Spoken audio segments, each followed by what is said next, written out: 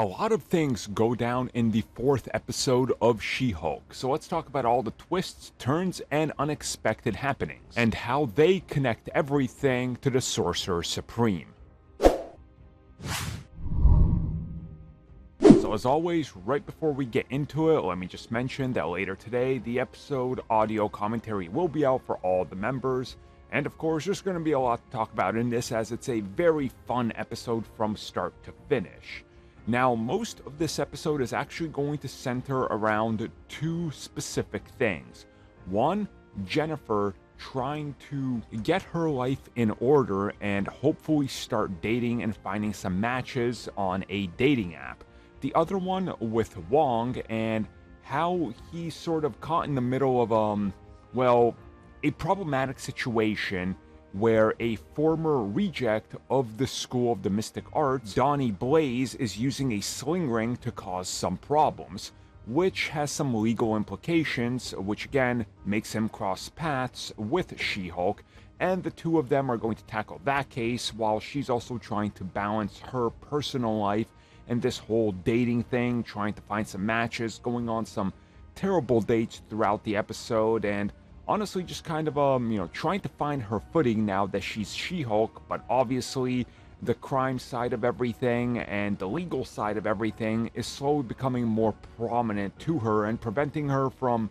really trying to, get her life in order. Now, as She-Hulk, things take a different turn because, again, she decides to try dating as She-Hulk, and that honestly ends up working out for her somewhat better. She does end up getting a better date, but by the end of it, it looks like he was just kind of there for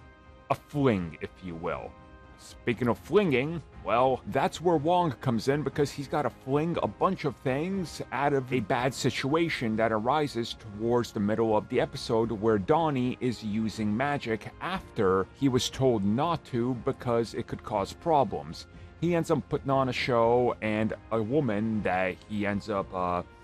trying to impress along with the crowd, opens up a portal with his sling ring, and a bunch of demons end up coming in. And suddenly he's got to fight these demon goblin things, and there's a pretty good action sequence here that involves She-Hulk and Wong using magic, using strength, and causing all sorts of,